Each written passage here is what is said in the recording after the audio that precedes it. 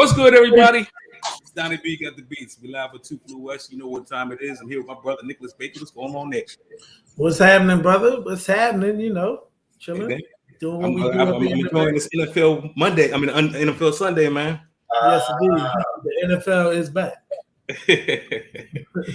So listen, we got another good episode for y'all today, man. This brother, man, we know this. It's gone over 20-something years ago. We know this brother, man, and now he's the good doctor. We got a good doctor on with us today. Mm-hmm. So we're gonna be doing it real nice and lovely. He's gonna tell us what time it is. But this brother, man, is a really, really talented musician, really, really dope brother, doing really, really big things in the Southern VA area. If you don't know him, get to know him. This brother is dope as hell, man. Without further ado, I'd like to introduce our brother, entrepreneur, recording artist, Dr. Jon Bibbs. What's going on, man? What's up, y'all? How y'all doing? Thank you for having me. First of all, wait a minute. I didn't know we were supposed to have cups. Everybody got something in their glass, man. I'm sorry. I'm unprepared. It is definitely a drink as you will space. So, you know what I'm saying? Yeah. I'm sorry I didn't share that. That's all right. Next time I'll do that together.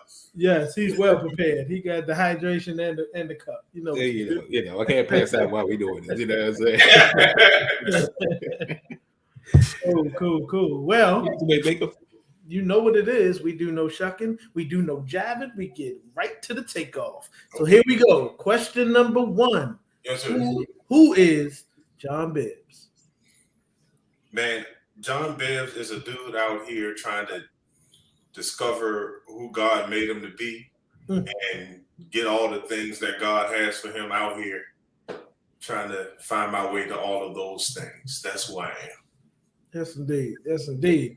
Humble brother, too. You know what I mean? Always been a humble brother. Like, we'll dig more into that because there's just some things that, like, if you didn't know, you knew, and you found out, you'd be like, damn, really? Okay.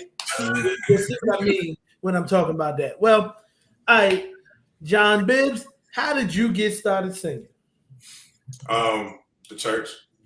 My mom's a pastor. My father and his brothers had a cappella gospel group, and I grew up on Sundays. If I wasn't playing pianos from somewhere where my mama was preaching, I was going with my dad's group somewhere to hear them sing. And it was always aspirational for me because I wanted to be in the group.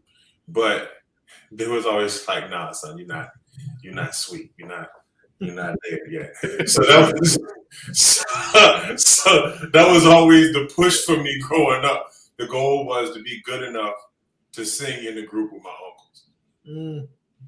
What do they say now? Well, they still give me a hard time, but they let me sing with them now. All of them have passed at this point, but I still got to sing with them a few times. My Uncle James used to be like, "Oh, you finally learned. You finally got yourself together." Yeah. I hear that. You know, it's that saying where they say, you stand on the shoulders of giants to get where you at. So that's what that sounds like. You know what I mean? But now, like thinking about that, we all, of course, went to the great, illustrious Hampton University, the one and only. And what I said about you being humble and just, the singing pieces, I know when I learned that how you can sing, it's like I can't say the exact understanding of how we got over to the crib, but we was at your crib. And it's just like he would play music and hit tickle the keys. And it was like, wait a minute, like, where did all this come from? Like, because it wasn't like you were necessarily walking around telling everybody you could until it hit. And it just hit like, bam, like, we had the Fuzzy Wednesday situations and performance opportunities, but you just hit out of, to me, nowhere. Maybe there was other people who knew, but I was like, I remember coming to the crib and hearing it was like, damn, he dope.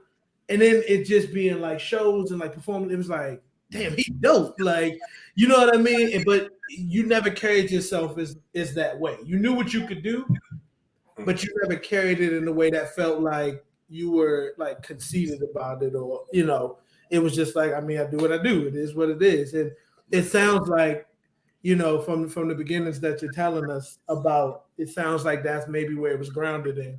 It was like, you know, that there's always somebody who can get you, but there's always somebody who's showing you the ropes. So absolutely, my pops was notorious for anytime I was feeling myself. I remember me and him sung somewhere together, and I had played, and I walked off the song feeling like, oh, we killed that. You know what I mean? Like I'm feeling myself.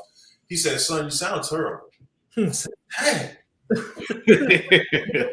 know, the funny story too, about our time together in Hampton. Y'all remember the Circle City Classic in Indianapolis? Yeah. All right, so you remember we were in the hotel, and it took us a minute to get to the hotel rooms, and all the band members was in the lobby just kind of waiting. There was a piano in there, and it was me, Tammy, Imani. It was one other person, and we just started singing together. So Mr. Smart walks by, band director Mr. Smart, and he says, so later that night, so I just see him look, but he was obviously occupied with trying to get us straight.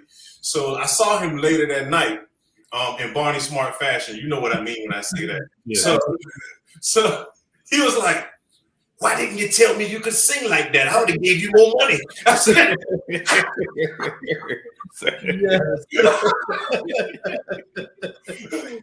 look, just like that too with the hands and everything. Why didn't you tell me you could sing like that? You sound good. Yeah, he was very instrumental in my musical growth at Hampton. Even after I left the major and went to become a history major, he was always so supportive of what I was trying to do. He was like, every time you record something, bring it over here. I want to hear it. Yeah. And he just showed the most love. Him and Dr. May. Yeah. Awesome. Well, listen, when did you know you wanted to be an artist, like as a career?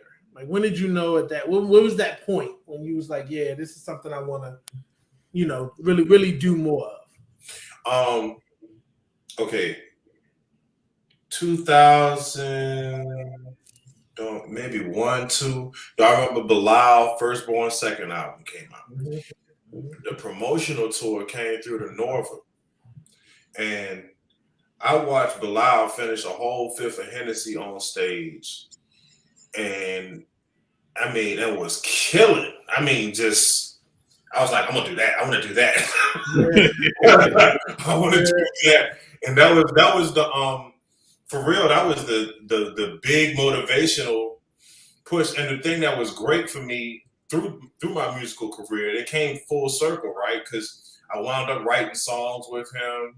I wound up doing shows with him later on down the road. Yeah.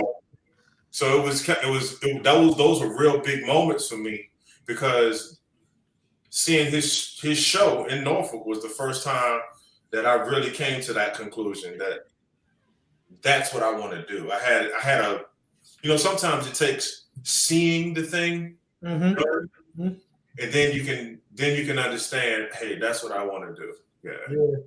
Yeah. I hear that, and I remember definitely Bilal coming down, and he used to get hammered, but he would give a hell of a show anyway. Right? Even if he was hammered, he gave a hell of a show. So that makes total sense to me. Like, absolutely. I mean, so you just mentioned the thing, you know, like doing shows with him and being able to do that. What are 2 things you're most proud of this far in your music career? What would you say are like 2 things that stand out to you that you're most proud of? My Ode to Old Flames album is fire. That's definitely like, it was such a challenge, because I wanted to do something that showed range, and that album definitely shows, like, I mean, I got everything from a string orchestra to like straight up pop rock, hip hop, gospel feeling stuff. So it's a record that's everywhere. It showed range, and I pushed my voice harder than I ever had on that record, and really became a vocalist more so than just a singer. Like, not just being able to express emotion vocally, but being able to really understand the instrument and use it and be able to really be proficient in using it is what I want to say. So that's one. And then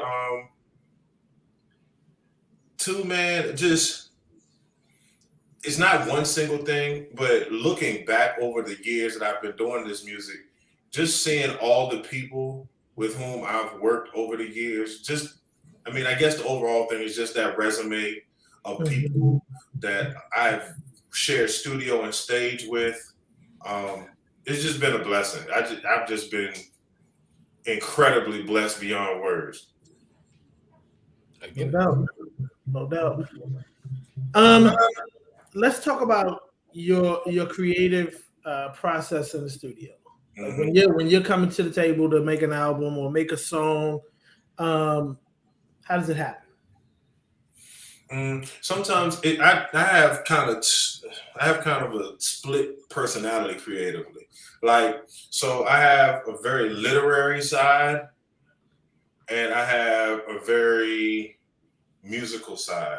So depending on where I'm coming from or how I got hit inspiration hit me, I may come with just prose on a page and work it out.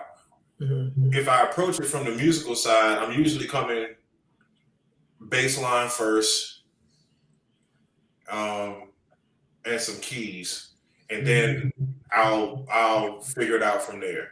I'll just come up with a nice loop and mess around with that. I love Ableton. My baby. I love Ableton for that for process purposes because it does help you to get out of your own way, so to speak. Using a lot of the other DAWs, like you get into the tendency of being very linear, right? And thinking of but Ableton allows you to get out of that linear thinking a little bit and just put things together that sound nice and worry about how you're gonna structure it later. Right. If that makes sense. Yeah. So that's why I like Ableton. Absolutely. Okay. As an artist, like, are there things that you need in like that space? So for context, like we had Ace Ono on Allison Carney, and I know you've worked with her. Yeah, she on that old Flames album too. Yes, indeed.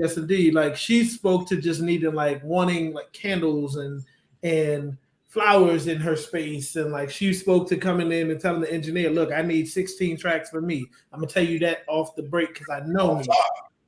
So are there any things that are just I need these in my space? Yes, I'm a 16 tracker too. I'm a mixing engineer's nightmare. Because I hear, again, this is the literary side. When I do the backgrounds in particular, I structure them as personalities.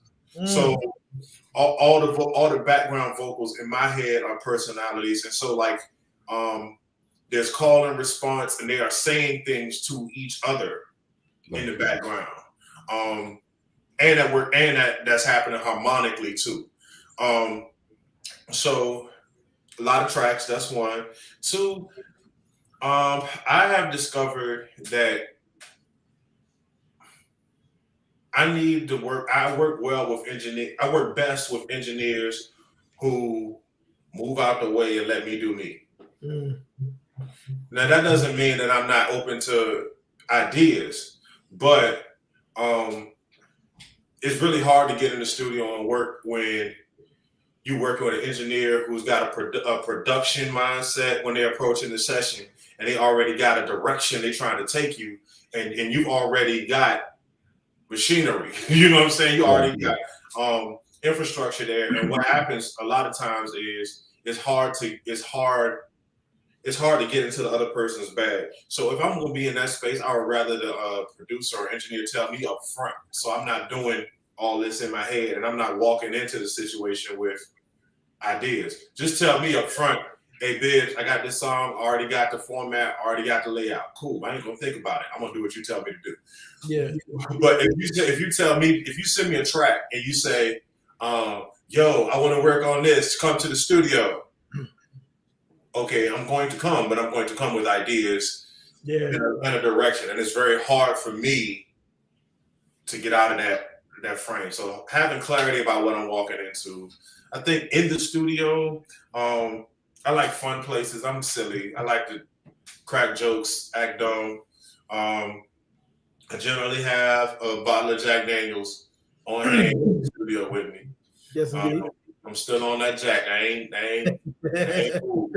The whole time y'all know me, I ain't moved. Brother Jack. So that's kind of where I live, right there. I like lights low. I don't like a lot of bright lights. I can dig it. I can dig it. But we got to find that track "Mouth Love." Oh God. I don't know if you remember. It's around here in the ether.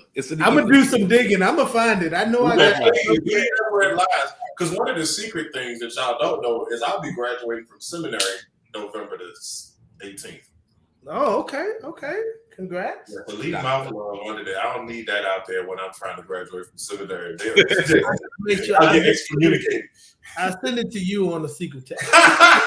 You know, it'd be like, hey, just to remember where you came from.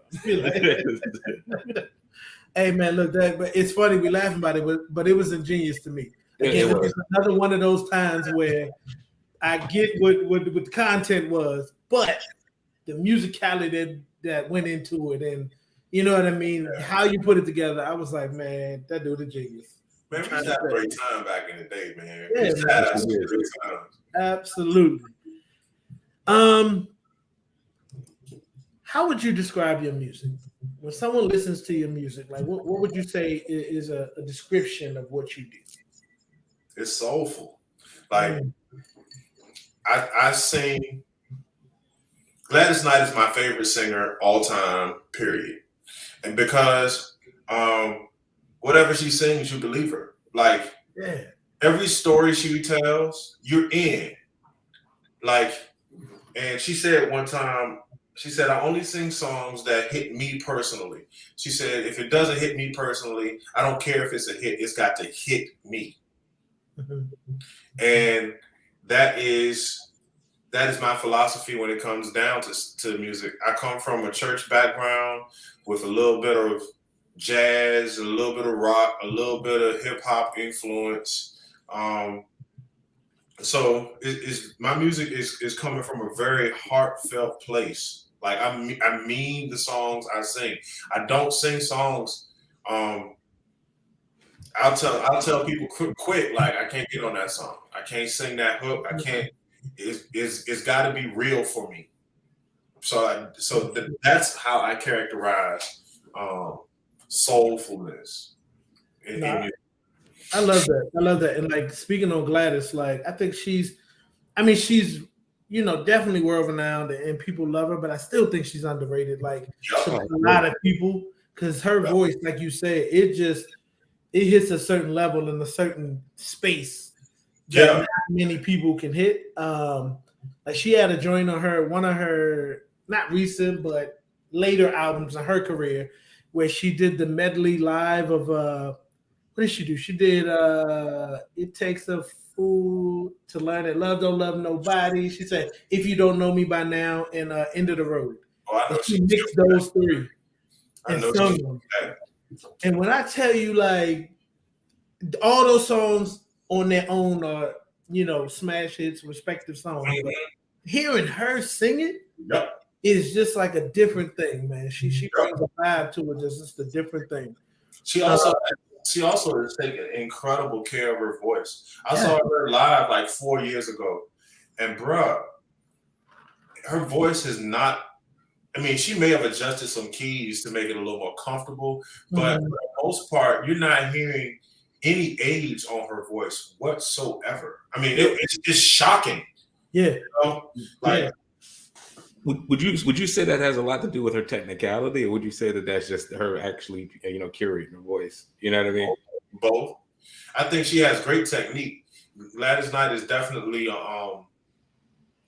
like one of I think the thing I like most about her from a musical standpoint is just her phrasing She's got beautiful phrasing, and she has and that the cornerstone of great phrasing is great tonal and breath support.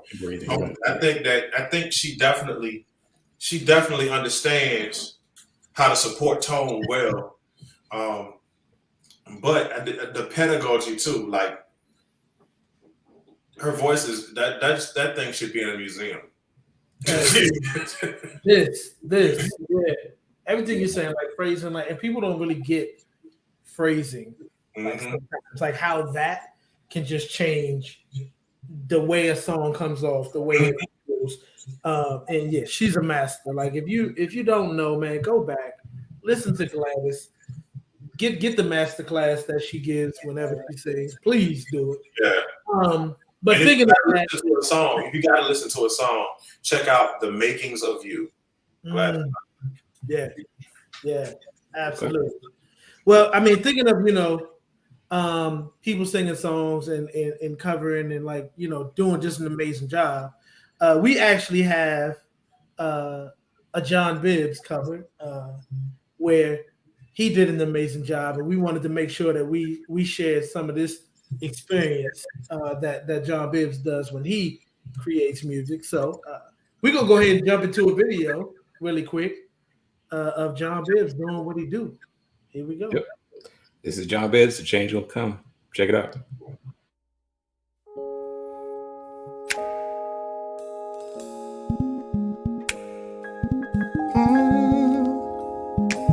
Yes and no. Oh, yeah.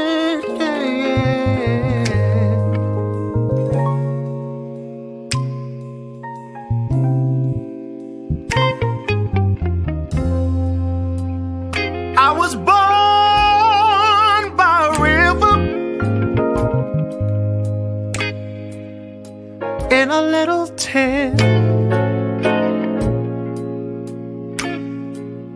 and just like the river I've been running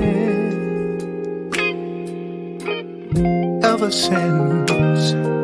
It's been a long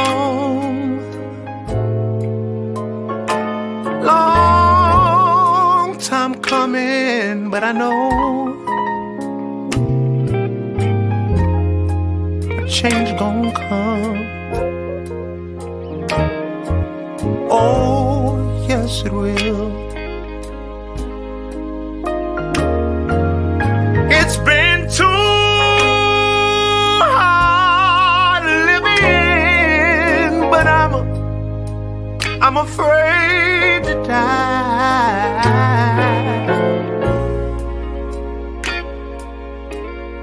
'Cause I don't know what's out there beyond the sky. It's been a long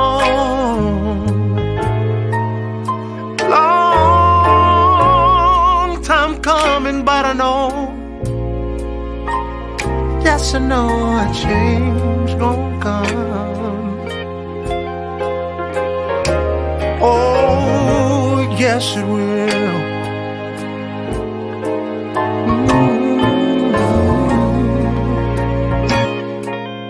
Then I go to my brother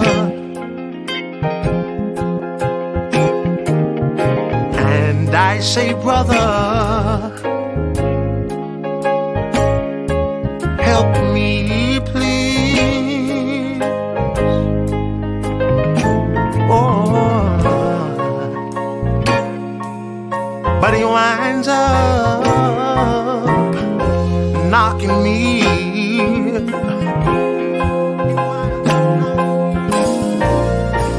back down on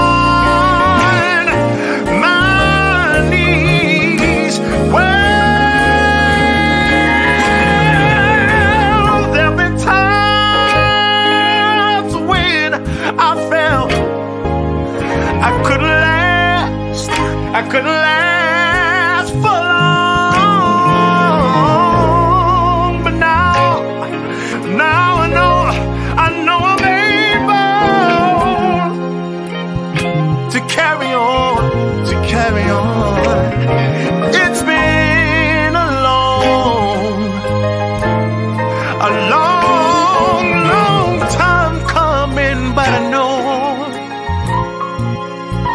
yes and no.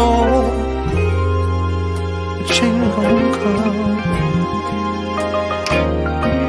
Oh, yes it will. It's been a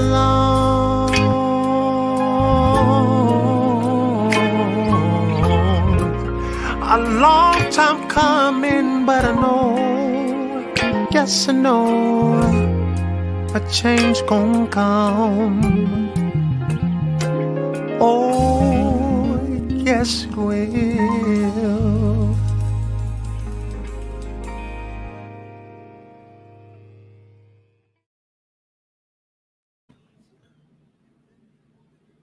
I'm just Yeah. not. Yeah. I'm just not gonna let. I'm gonna just let that float in the ether right there. And just let that. The You soul. gotta let You gotta let it breathe for a second, right? You just Listen. in the pot. Listen, I'm gonna just speak real. Like, there's an anointing to your voice. Man. We talked about phrasing. Like, you took a song that a lot of people know, right?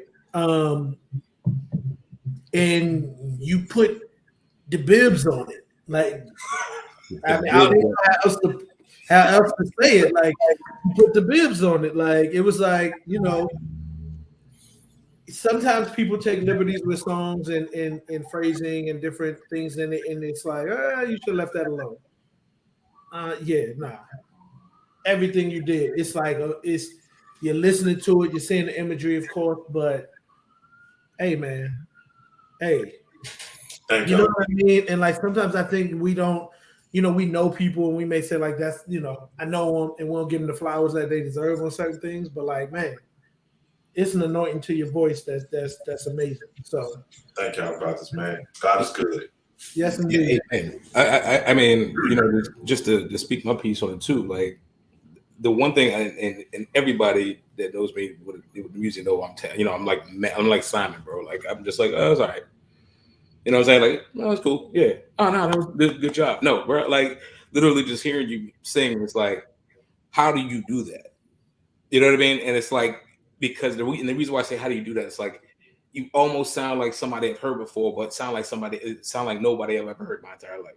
But it's all so organic and it's so silky smooth. It's buttery, like spread across toast. Like it's crazy. This is what I'm saying. Like just your choice of runs. People don't understand that either. So people like to just get out there singing or walk the dog on scales, and it's like, but you feel it. You make me feel you feel it. You know what I mean? I appreciate that. I approach songs.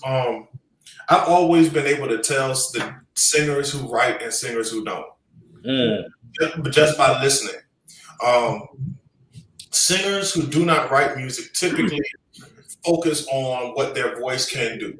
So they giving you all the things, right? Yeah.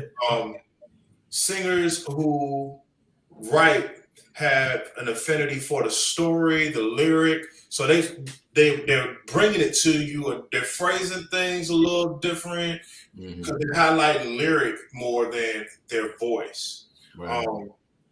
So that's how I approach songs. I approach songs from that's that literary side of me. I'm very much about the text of the music. What do the words say, and let's get that across. Yeah. I'd like to ask you if you don't mind. What would you say, like like I work with a lot of people in film, and so we always talk about like favorite movies. You know what I'm saying? Whatever discussions comes out, like and I like my number one movie of all time, no matter what, I don't care, regardless, is Aliens. And I gotta discuss that with people and explain it because a lot of people are like, huh? But either or, what is your favorite song of all time that like it just resonates with you? I will have to say In No Time by Mute Math. I like that song because it's a very resilient song. And that's like me. Like I believe in like resilience. That's what this shirt is about. That's what because life will knock you down. You know what I'm saying? Like life will knock you down, and you have to be able to find it in yourself to keep going. And I like that song. Basically, the song is like it goes through this litany of things that is asking you what happened. Like those things, you lost those things, but then it's like we can get it back in no time at all. In no time at all, we'll get it back. We can get it back. Yeah. Okay. All right. Yeah. I'd never heard the song. I'm gonna check it out now. Yeah, that's my joint, bro. Yeah. You're gonna think it's weird when you're gonna be like, Bibbs. Oh no. Listen, bro. My playlist is the most eclectic, weird, all over the place. Right? So I have that. I'm like, you're all musicians in here. Hey, look, I'm gonna throw mine out there just because I want to. Mine has got to be Donnie Hathaway, A Song for You. Yeah, it's got to be like, you know the song. It is what it is. Like that's the one that whenever I hear it, I don't care if it's in a movie, in the car, randomly comes on. It's a stop, literally in my tracks. Yeah, listen to the song. Yeah. Yeah. So definitely Donnie. I can't say that I have a favorite, but what I will say that resonates with me highly is, and that's gonna be weird, but and I'm sure all you guys are Hamptonians, and at some point in time that made its rounds in Hampton, but Roads by Portishead, like just listening to how Beth Gibbons puts her, did her vocals, and I like produced but unproduced material, if that makes sense. You know what I'm saying? I like the blending of it doesn't sound perfect, but it's so unperfect that it is perfect type of vibe. So it's just that song specifically resonates with me heavily. Just the picture that she paints with it. But yeah, I know I love a lot, but that's neither here nor there. I like Portishead a lot. Yeah, a vibe, a whole vibe in their own place. Cool. So we're gonna jump into our hypothetically speaking question of the day. If you could go on tour with two other artists, just two, past, present, we can even say whether they've gone on or not, who would it be? On tour. On tour. Raphael Sadiq. Yeah. Aretha Franklin. Okay. I like it. What would you call the tour? Soul in your pocket. Like soul in your pocket. Like that brother Raphael Sadiq, man. I don't know where the planet he's from, man. Yeah. I got a story about that. I just say I'm a feel you. I feel what you said. What planet are you from, bro? You're not from here, yo. Yeah. You're not. You're not. Yeah. He's a whole problem. Yeah. A whole in problem. multiple ways, though. Like you rarely meet a person that's that dope in so many different ways. Like, oh, you need me to play the guitar? Okay, cool. I'm sweet. You need me to play the bass? Oh, okay, I'm sweet. You need me to sing? Okay, I'm sweet. You need me to write a song? Okay, I'm sweet. You said produce a whole record or play everything by myself? Okay, I'm sweet. Like what? Put a band together? Okay, I'm sweet. What is wrong with you? Yeah. You have too many of the talents, sir. If you're working, share those with other people. Do the music film, I got you. No worries. You the director for this TV show, no worries. I got you. Right. Yeah. He check all the boxes. I hear you. Yeah. Well, listen, not to make a strong transition, but I do want to transition to kind of the multifaceted person that you are, the layers that you got. There's a whole nother side to Dr. Jon Bibbs. I want you to talk to us a little more about like Richmond Prep. Okay. Tell us about that. Well, my mom started Richmond Prep in 1983. I'm not sure if you're really familiar with the history of Christian schools, but basically Christian schools were established out as a response to desegregation in the South. It was a way for white folks to really continue their segregation by using economics to price Black people out of their spaces. So in the 1980s, as Black people became a little bit more affluent, Black folks started to be able to afford to send children to these white, mostly white private Christian schools. And my mom was very interested in sending me to these kinds of institutions, but she learned quickly, upon me starting at 2 years old at this very prominent Christian school in our area, that there were some racial equity issues. There were some problems. So she decided, I'm going to start my own. And 38 years later, we are the oldest Black parochial school in the Commonwealth of Virginia. We have 82 students. We are preschool through 5th grade. Over the years, we've helped thousands of boys and girls. We focus on early literacy. So students at our school are reading and writing in cursive before they get to kindergarten. We have a really solid track record of academic success. You know, public schools in our area, especially the middle schools, which is where kids go when they leave us a lot of times. Teachers joke, we can always tell a Richmond Prep student because they know how to learn on their own. They know how to read well, they know how to comprehend well, and they know how to synthesize what they've read. So that's kind of what we are, who we are, and what we do. We're always looking for supporters and donors. You can check us out at richmondprep.org. We would love to have you check into what we do. And if you like what we do, we would love to have you as a supporter. The other piece of what we do is our school is really geared toward people in the working class. So it's not the typical private school where, you know, the mom stays home, and, you know, it's our school is $8,000 for the year, which includes before and after school care, plus your academics for the day. If you do the math on that, that's just a little bit more than what you're paying for regular childcare. So help from supporters makes that possible. That's awesome, actually. That's amazing. Awesome. Trust me, them numbers that's amazing. That's amazing.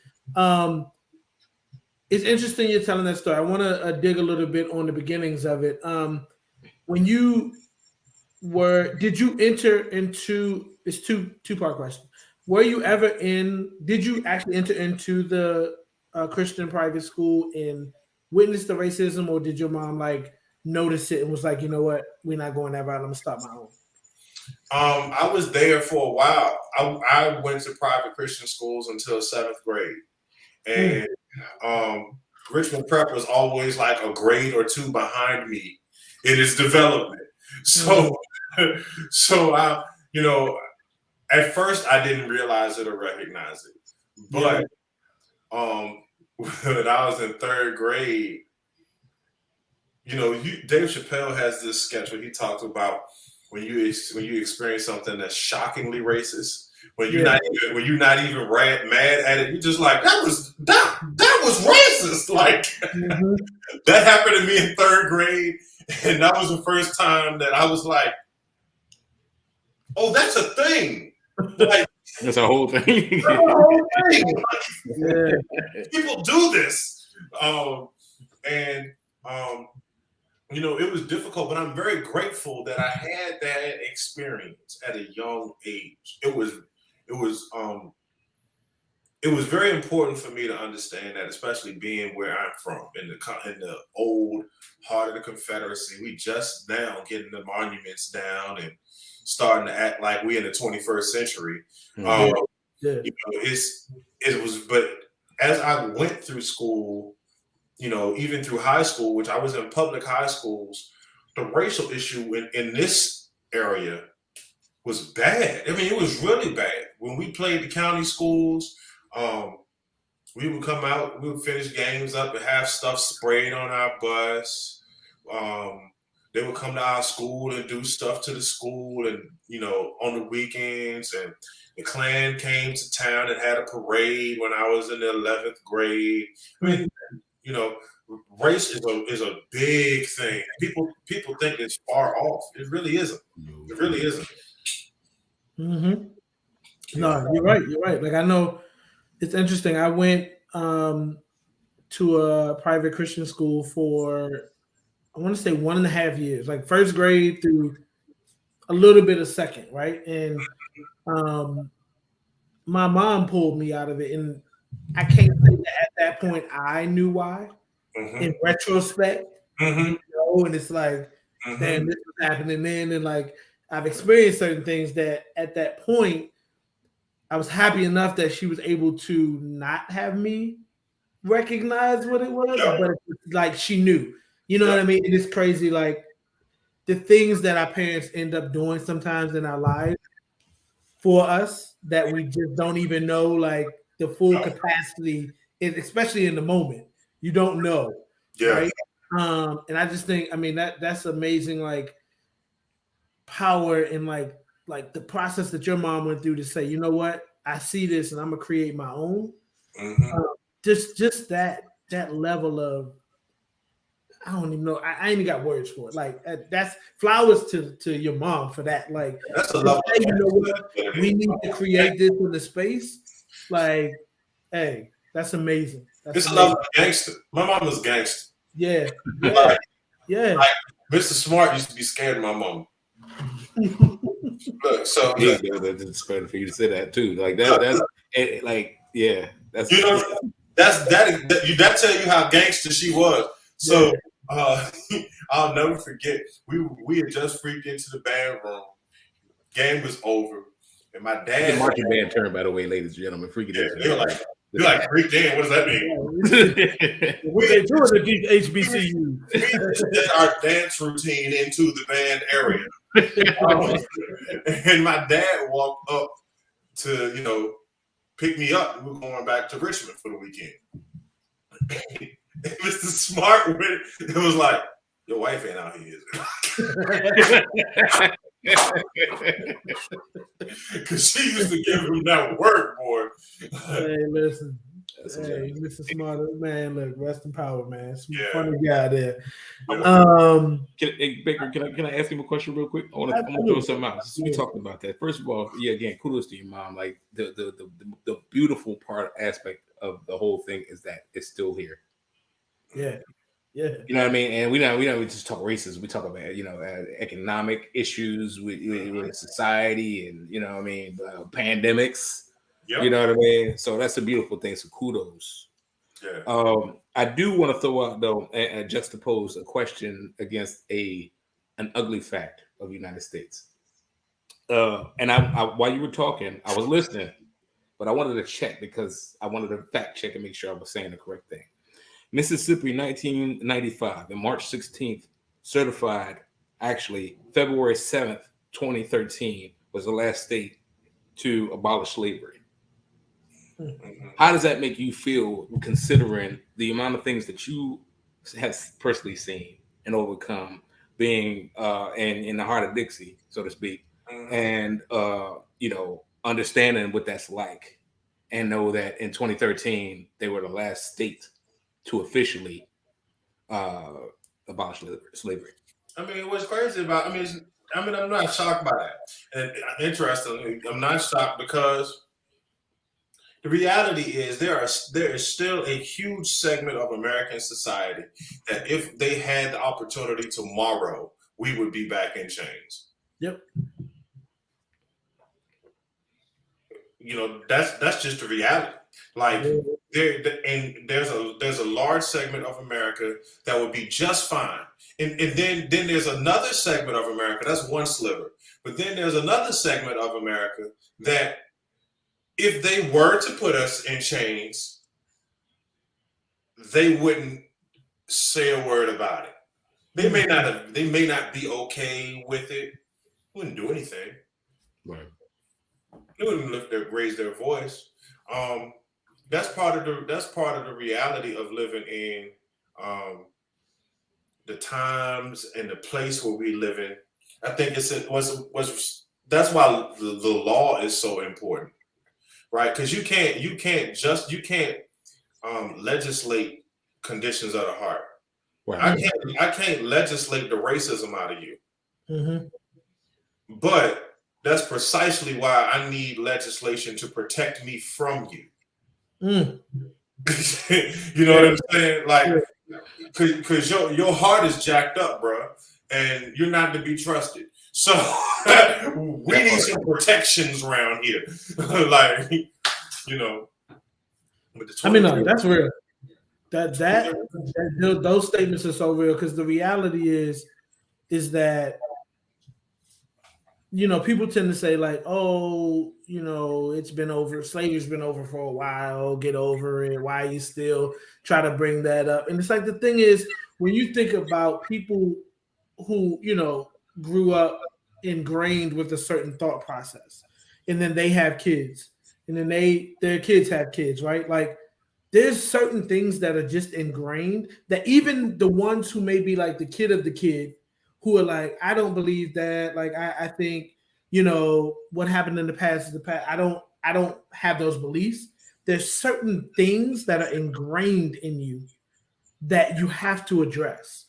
And like, I think a lot of times people want to say oh, I don't believe that, I don't think about that, or that's not me, and don't address it. And that's not only, you know, just white folk, just to be real. Like, there's black folk who have certain things that are ingrained in a thought process that you got to address. And if you don't address it, you'll still make the same path. You'll still make the same steps. You know what I mean? And you may not be in chains, but you in chains. Yeah. You feel what I'm saying? Yeah. And it's like, it's something that as a country, it's always this kind of hesitation to talk about, right? And just be real about it. Like, we got to talk about it and get and address it. I think one of the things that makes America interesting, like, and unique in like the world, is our origin story, right? And all nations have their mythology, right? All civilizations have their mythology, but Americans have made our history the mythology, like the whole history. Like, when I hear people say, well, you know, you should leave the past in the past, my response to that is, I'm fine with that. So I don't want to hear any fife and drums. I don't want to hear any Francis Scott Key songs. I don't want to see shut down Colonial Williamsburg. I don't want to see any tri-cornered hats. Since you want to negate history, if we're going to leave the past in the past, then let's do it holistically. But if we're going to reverence the past, then we have to at the same time interrogate the past. You know, we can't have it both ways. But Americans believe the myth. You know what I'm saying? Like, I saw this post online where this priest out in California, he says in their church every Sunday they say the Lord's Prayer in a different language based on the makeup of their congregation. So they got Spanish speaking people, they got some Middle Eastern people, they got some Asian people. So they rotate. This week we're gonna do it in this language. Well, a lady walks up to him and says, I don't think we should be doing that. If English was good enough for Jesus, it ought to be good enough for us. That's deep. That's very far reaching. She reached very far with that. If English was good enough for Jesus, ma'am. But that speaks to that population. Our population sees the world through the lens of the American myth, because we believe that America is God's country. This is God's country. We the best at everything. We the city on the hill. We believe the myth. Yeah. So an American can do no wrong. Yeah, man. We got to be able to look back and be able to understand the mistakes that were made and really look back at it and think about it. Because even in that statement, like thinking about that woman, like if someone were to really filter it out and explain to her pieces of what she said and why it's so off, maybe she would get it, right? No, he wouldn't. He tried. Yep. Then there's that part. You know what I mean? But that liberal drift. That talks about how ingrained it is. Yeah, it's that deep. Sometimes it's that ingrained where it's like, how can we say we can move forward when we got people that type of stuff is that ingrained? Bro, right? We got people in our society who think that there are lizard people out here eating babies in the basement of a pizzeria. Oh man. In Washington, D.C. I mean, anything is possible in Washington, D.C. I'm just saying. I mean, bro, they believe in these lizard people. Like this is the society we in. And I really, and this is gonna sound conspiratorial, but this is what I think. I really do think that this is what America's adversaries have been about over the last 8 to 12 years. They have been about wedging issues and playing with American society and playing with all the divisive things and just fueling it. And I think that's exactly why Russia was pushing the orange agent. You know what I'm saying? Like I think I think America's adversaries have seen an opportunity to destroy this country from within. Absolutely. And doing it on a daily basis. Yeah. Well, listen, man, I want to let's get back to this work at Richmond Prep because I want to talk about like what's the most fulfilling part about your work at Richmond Prep? Like what fulfills you daily, like knowing the work that you're doing there? Different things at different seasons. Mm-hmm. My younger years, it was seeing the daily progress of students. Mm-hmm. But now it is seeing my students graduating, my students thriving in the world. The number one recruit in the country, wide receiver from Richmond, Virginia, Andre Green, one of my former students. He was with me from 4 years old to 8th grade. Seeing those kinds of things, seeing kids who came to us with zero confidence, and now seeing them out here doing amazing things. You know, there's a girl, her name is Shay Wynn. She was on America's Got Talent several years ago. She's lost her eyesight, but this girl began singing with me at Richmond Prep 15 years ago, maybe, and now she is all over the country singing and motivating other people. And she's still texting me, Mr. Bibbs. You know, just yesterday I was at a baseball game here in Richmond and a parent walked up to me and was like, "You don't remember me?" And I'm like, "We've seen hundreds and hundreds." I just want you to know, do you remember my child? And she told me the child's name. And I was like, wow. She was like, yeah, she just was Teacher of the Year in a school in San Francisco. Yeah. Those are the things that make me that are the most fulfilling at this stage. Yeah, I definitely hear that. And I think, you know, being in that education field that's what it is. It's the impact you can make daily and what it does, like the seeds you plant, and then to get that type of interaction where, hey, you don't remember me? And you're like, I mean, I'm sorry. I don't, but like, tell me, like, and when they say things like that, and you're just like, wow. Yeah. You know what I mean? How far that impact can go and how long reaching it can be is like nothing else, honestly. Yeah. For sure. Cool. So we're gonna jump into a couple other things about Jon Bibbs. We're gonna get some of your insight on some things and got a couple questions for you, some things that we do on Too Flu to get to know Jon Bibbs a little better.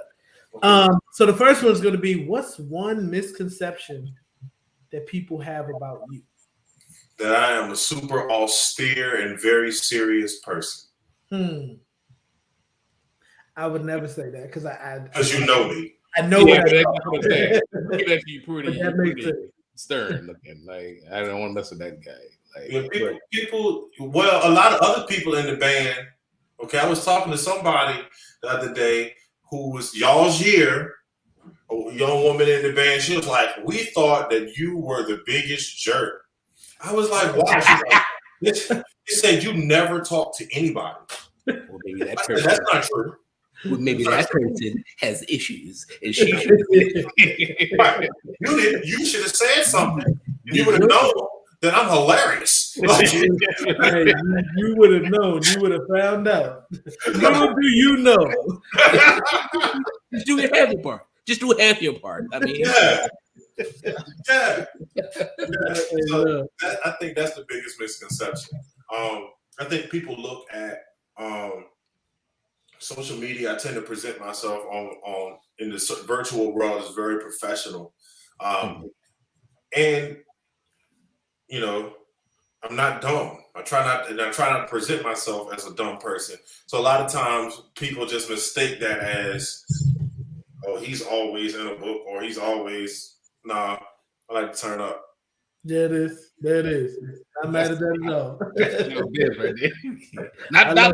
That's Jon Bibbs. That's the one I know. That's Bibbs right there. He put Bibbs on it.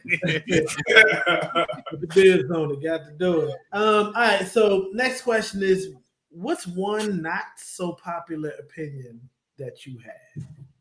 It can be as simple as a hot dog is a sandwich, or it may be as deep as Donald Trump was a great president. Either way, what's one not so popular opinion that you have? I have lots of them. Okay. I think our society is way too therapized. I love it. I'm sold on the Jon Bibbs journey. I'm sold. Therapy. You got the double it's good from Donnie over there. I swear on everything. Yeah. Our society is way too therapized. We all it's to the point that like therapeutic language just comes off of our mouths without any thought. Like, I hate this idea that everybody needs to go to therapy. It's ridiculous. Everybody does not need to go to therapy. Some people just need friends. Hey, or good butt whipping, or good butt whipping, or to go work out sometimes, or to change your diet. Like, you don't need to go lay on a couch for everything.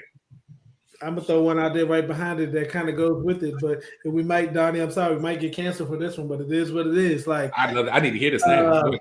Look, Willow Smith.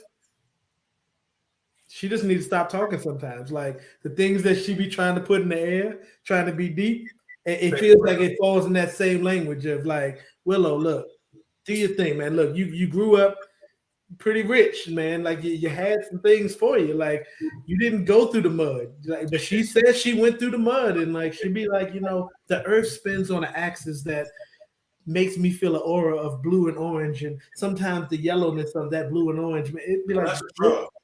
That's exactly. Cocaine. What you talking about? Like, what do you mean right now? Like, you know what I'm saying? Like, grandma went through the mud, right? Right. Jada went through her stuff, but Willow, you ain't go through no mud. We're so far removed at this point. We don't even know what the mud is anymore. Yeah, the mud is. They thinking about face mask and like the mud in to exfoliate or something. I'm gonna say this to a point, and then I'm gonna stop because I signed NDAs. Okay, I was actually at the Smith Compound for a season of Red Table Talk. Let me tell you something. If she ever picks her mouth around me to say came from some sort of bro, like I've been there. The main house. Notice I said the main house. Yeah, come on, bro. It's unreal. That's all I'm saying. It's literally unreal. I think what happens is, like, we have society has bought into this therapeutic idea that all the answers are inside. It's hyper existentialism. So what happens is everyone thinks the world revolves around themselves. It's Tears for Fears. Everybody wants to rule the world because we've been told everything is inside of you. So I have no need to learn to relate to you because the answer is inside of me. And if you don't resonate with the answer inside of me, then there must be something wrong with you, and I must put a label on you. Okay, so now you must be toxic, or now you must be something phobic, race phobic, transphobic, homophobic, whatever, because it is all about me and how I feel. And if I'm uncomfortable with how you make me feel, this whole construct is wrong. This whole construct is wrong. We've taught multiple generations at this point to live their lives with themselves as God. Not to get all, theological. Hey, you're good.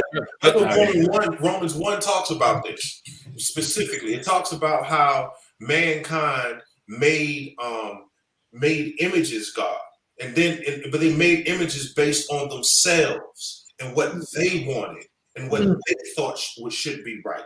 And what happens is you wind up in a society where nobody can talk to nobody. Like, I hate like, you listen to people and they're like, well, of course you can't say that because you're a man. Yeah. Yeah. You can't speak. And then I hate this too. White folks, well, I know that I'm not in a position to say anything about this as a white male. You can say whatever you want to say. This is how people relate. Like, we've gotten to the point where everybody is so therapized and individualized that we're all in these bubbles and we cannot connect. And it goes back to what we were talking about, the destruction of the society. That's what's happening. Yeah. But would you say that it's more therapized, or would you say it's a part of cancel culture as well? I think it's like this. Yeah, it goes together. I think it's all together. I think what he's saying is like a foundational brick of cancel culture. Yeah. It's a piece of why cancel culture is a thing. Yeah, that's how people are thinking. It is a foundation. It's a brick in the foundation. That I am the authority. I posted this on Twitter yesterday. The conservative side, right, the far right of politics, they think everybody should submit to authority except them. Okay, but the left thinks, okay, there is no authority. It's all up to the individual, but here's the spin. That makes me the authority. Right. You know what I'm saying? So conservatives like everybody should submit to authority except me, and then the liberals are like everybody should submit to me. So call me this pronoun, or I'm not gonna get deep. I'm gonna leave it. Lose situation. Yeah, it is. Yeah, but with that being said, not everybody deserves to have said power. Do you believe it, or do you not? I feel like we got to listen more. Like I said this a lot on here. I said we got to have the conversations, right? But sometimes we just won't have the conversations. Somebody makes a statement, and then we're quick to be like, "Oh, I'm not going to talk to you because of what you just said," right? And it's really like, what's the origin of what you just said? I want to know. I'm curious. I'm curious to know what the origin is of that statement you just made, right? Instead of canceling you, I want to know why you said it, right? Because I think out of the conversations is where connection comes and where we can understand. Like, okay, I don't agree with your statement, but I know how you got to it, and I want to give you other perspectives, right? Yeah, we don't know how to disagree without being offended. Yeah. Like, I can disagree with you and not be offended by what you said. I can think you're dead wrong. I'm not offended. I just don't agree. It's your experience. You've been through certain things that led you to that. How can I totally judge what you've gone through that led you to that point. Mm-hmm. All I can do is try to be curious enough to say, how did you get here? Okay. From a logical standpoint, I understand why you put the dots together the way you do. I don't agree. Mm-hmm. Here's why I don't agree. Mm-hmm. Either that disconnects some of the dots for you or it doesn't. Mm-hmm. But at least we could hear each other. And I think that's a big, it's a big issue that we have in today's society. So agreed. All right.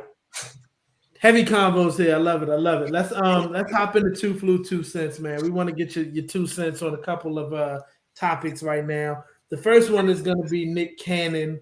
Nick Cannon out here definitely saying I'm the pappy. He is the pappy for quite a few these days, and he doesn't plan on stopping. But the interesting thing is like different baby mothers, quite a few kids. The 7th one is actually, I think, born now. Sorry, Alyssa. I don't have the baby's name here and everything, but I think the 7th one is born. This diagram, this is what's happening. And the crazy thing, though, is that, Nick, he takes pictures with all the baby mamas, and everybody seems to be happy with the situation. What are your thoughts? He is the goddamn paterfamilias. That's what's happening. Yes, he is. I don't know. It seemed like a lot to me, Like I think that's. I don't think that's the way God designed the world to work. Mm-hmm. But I don't know what to tell that man. It seemed like a lot of unnecessary stress, if you ask me. Like that's, at the very least, it seems stressful. Yeah, I'm gonna start praying for the brother because that's. Yeah.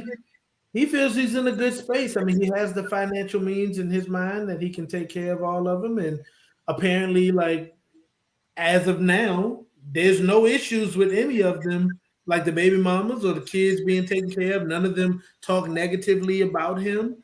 So it's like in some sense, I'm like, well, it's his choice. He's got the money, and I think the time is a big part of it that I think about, because money isn't everything. As far as just because you can financially provide doesn't mean you necessarily can give them the time. And like I think his schedule and his ability to get the money may detract from the time. So I wonder, like that's one piece of it that I'm wondering how he navigates that.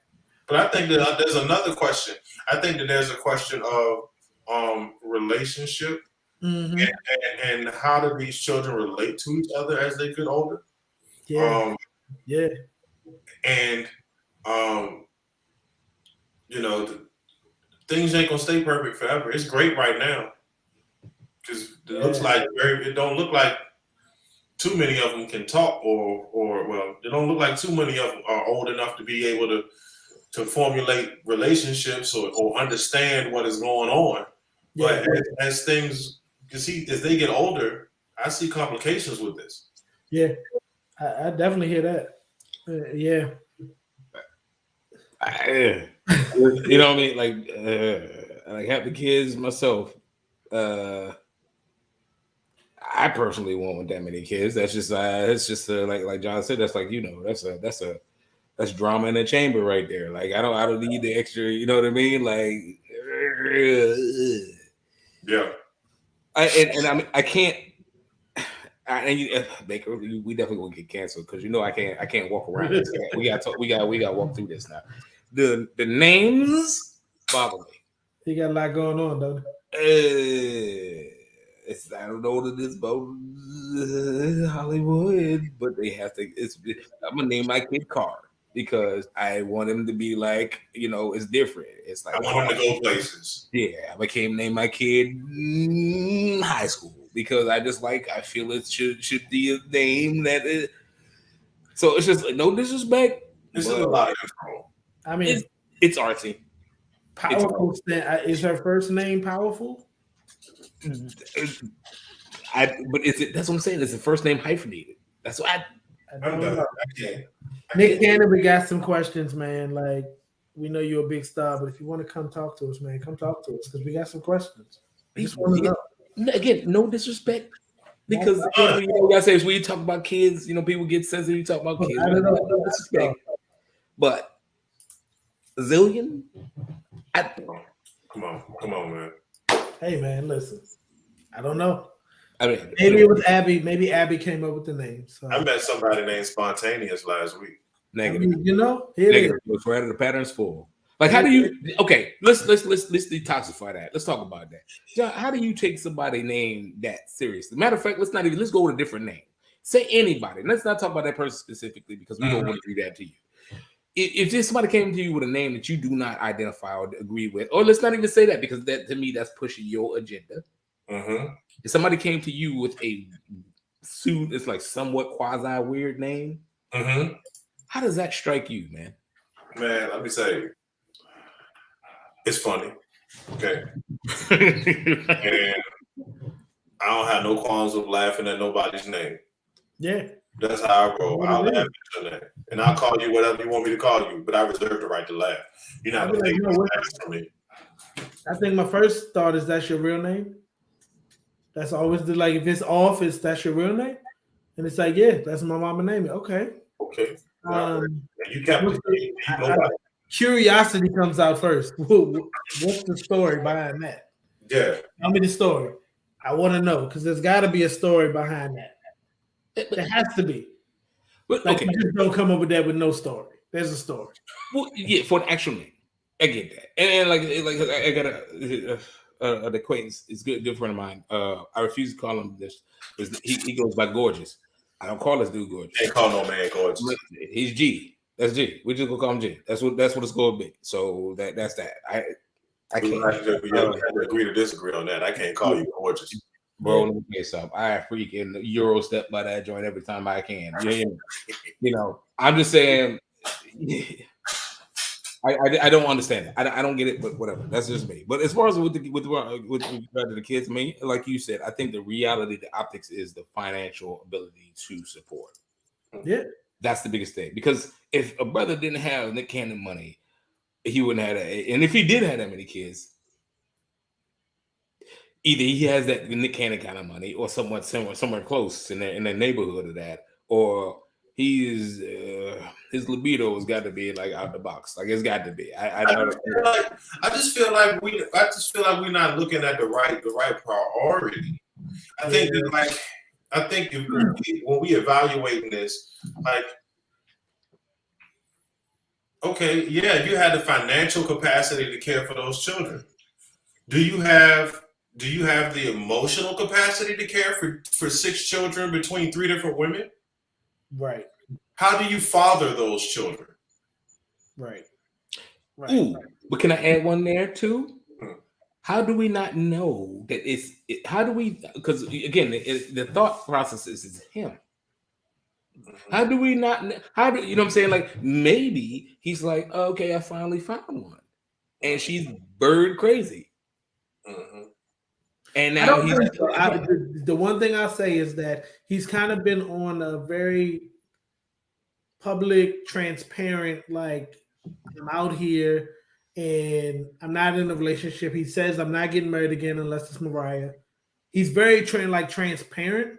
And I think the situations where he's having these kids, it's very transparent of what it is. It's not we're trying to be in a relationship per se. Right. Like, you know what I mean? But if this happens, it happens. Like, I think he's pretty open about it, which that's why I think there's some pieces of this that is very interesting because there is that dynamic of the women that he's with that, you know, are in some senses okay with the setup or the way that it's happening. You know what I mean?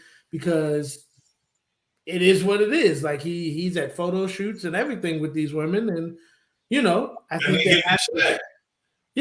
there's something there. So it's like they're in their own place and they made the decision for why they made it. You know what I'm saying? So it's a very interesting thing that I think has a lot of layers inside and different things that go to it. I definitely think, John, what you said about the emotional capacity to navigate, especially as those kids get older. Yeah. Those relationships with the moms, with the kids, when the kids start really having their own opinions and want to be a room. I think about the level of will there be some feeling of like Mariah's kids Exactly. being looked at as different because Mariah is her own entity, Yep. along with Nick Cannon, and the other three don't have that. Like, will there be, so there's some layers to it that definitely. Anne Mariah is the only one that he was married to. Yeah, and that's the one he said that he would marry and go back to. What if he go back to her and they get married? I mean, like, there's all kinds of dynamics, but the main thing that strikes me as problematic with the whole thing is the capacity to father those children. Like, and going back to the Will Smith thing. That's why, I respect Will's artistry, but I do not respect his as a man. Yeah. Like, I hear that. I'm listening, your daughter is sounding crazy on TV because you abdicated your role as a father and you just go do you, live life. Yeah. You know what I'm saying? Like, we as men, we can't be out here abdicating these roles. Like, children need their fathers. They need that. They need that emotional support, that accountability, that grittiness, that truth, that unvarnished, unpolished, hard truth. They need those things from their fathers. And a lot of times when you have these kinds of arrangements, it's so easy for a father to mama got him. You know what I'm saying? Like, it just seemed like a bad mix. I think we're gonna see the same thing that we see with Willow in a few years, sitting up here talking crazy and nobody know what you're talking about. Yeah, no, that makes a lot of sense. Definitely, at the end of the day, I wish the best for it. Black man, Nick Cannon, I wish the best for you. And if you got it figured out, you got it figured out. But there's definitely some interesting layers to that situation. The next 2 cents thing was football season has started. We talked about it earlier. Just want to see how you felt about it. If you're a football fan or not, I don't know. But football season has started. Any thoughts on that? 2 things. Thing 1, go Rams. Okay. Thing 2, I'm gonna be at the Dallas game, not this week. Wait.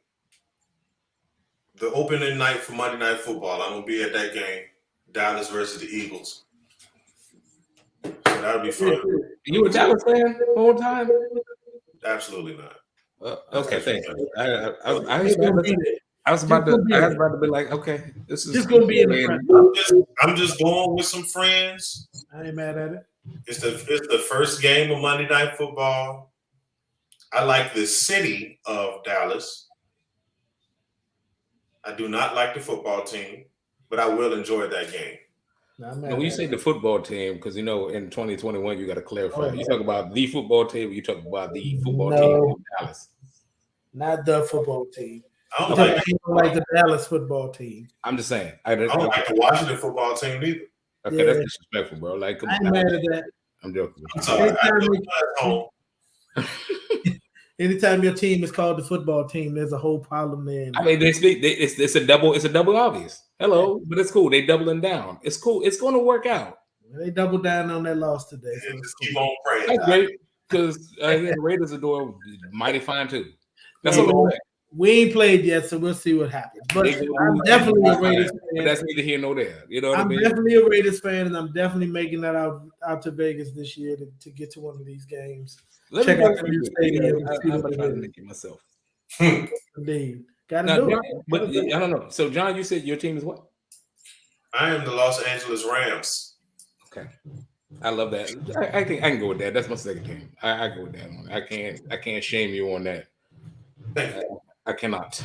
I get shamed quite a bit on that. Most people be like, when I go to the barbershop, I don't even start talking football. I just be quiet. Hey man, well, your coach is a former football team coach, so that's all right. Stick to it. That's all it is. You're welcome. Thank you. It is. Well, let's hop into this two flu factor fiction. Two flu factor fiction. Okay, so this okay, look. All right. So what we have here, let's go back. Put it up on the screen as such. So what we have is a let me get the word out for you. Tardigrade. Okay. Now this tardigrade, what it do is it eats white blood cells in your blood. Okay. And it helps to purify the toxins in your body. So we need to understand if this is fact or fiction. What do you think, John? I know this is a real thing. I've seen this image before. I don't know if it is the thing that you say it is.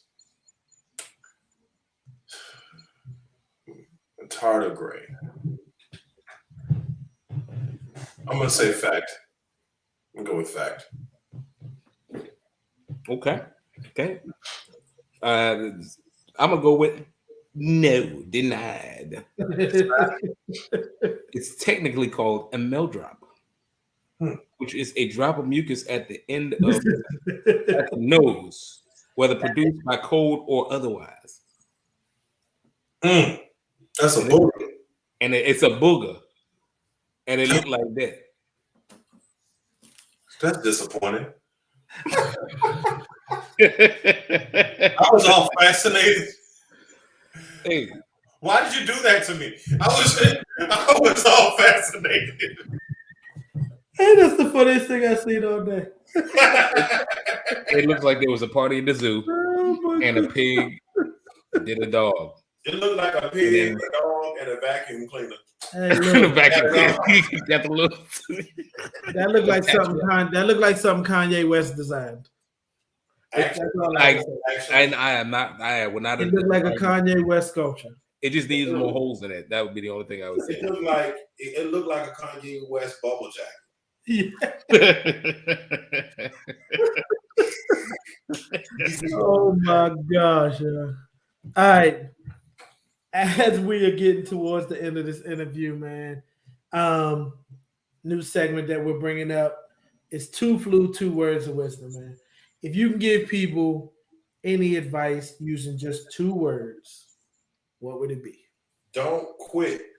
Don't quit.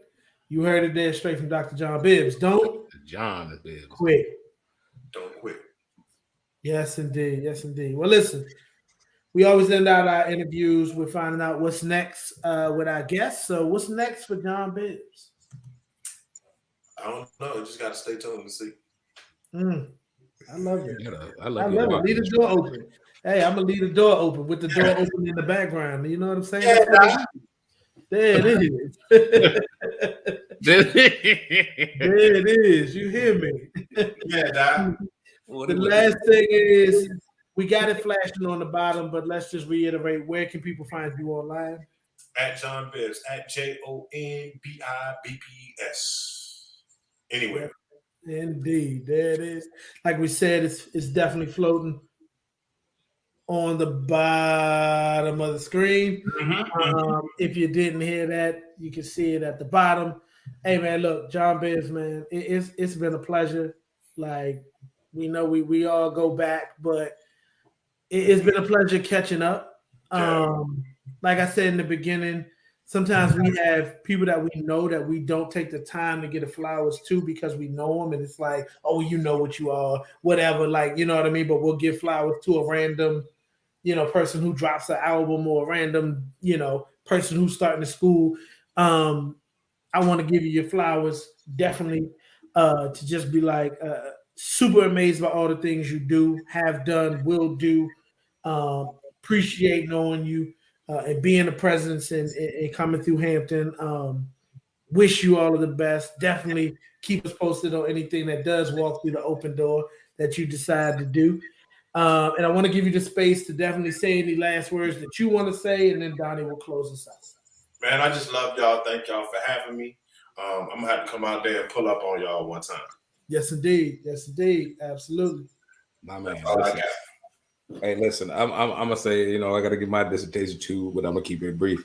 You know, it's been many years, brother. You were definitely one of the people that I ever just like made my experience at the HIU memorable, man. Like even just you and bingo. Just Yeah, I swear, I just on yeah, everything. Yo, I just saw Gary. yes, What's it fish. called? Fish. Yeah, Yes, Yeah. indeed. You just seen him a little while ago, man. about a month ago. I'll see him next month. But his kids are my godchildren, so I'll be Yes, down there next month to go pull up on him. indeed. Send him my love, man. Send him my love, man. Real love. Do it. But you know, there. I don't want to sound condescending when I say this, but there are very few people that strike me that I'll always remember and I'll always talk about because these people are foundational people to me. You definitely are one of them, brother. Like I swear it on everything. And you know, when I got the call that was like, "Hey, listen, we'll get Jon Bibbs on this joint," I was like, "What? If I had hair, I would grab it." You know what I mean? And you the guy. You know what I mean? Like I'm in awe, man. I've always been in awe. You was a dope dude, and I wish you nothing but continued success. And I'm sure I can speak for Baker when I say if there's anything the Two Flew West or myself personally can do to help you, man, feel free. Even if you got stuff that's coming up, you know, send us correspondence, send us promo, like help promo, man. Like each one teach one, each one lift each other up, like so just the whole nine. But man, definitely love you, brother. Love everything you've done. Love who you become. Love your everything that you stand on, man. And you know, I'm just a big fan of yours, man. So that's all I got to say about that. And I mean, Man, thank y'all, man. I love y'all dudes, man. we're live. And so without further ado, like I said, we reached time, ladies and gentlemen. Thank you for watching Two Flew West. Thank you for watching us for 3 seasons, going into 4 seasons soon. If not very soon. Either or, we are still here. We still doing our thing. We have a former boxing champion coming up next. Mixed martial arts champion or contender next. Either or, I'm sorry, that's on me. I messed that up. Or she's gonna be on. She's amazing. But nonetheless, stay tuned for what we got next. Two Flew West. Like and subscribe on all social media. Like and subscribe, Jon Bibbs, all social media. Make sure you change gonna come. Y'all should get that on your playlist. Get all of the versions of it, but definitely get Jon Bibbs' version for sure. And without that being said, we're gonna let the planes fly.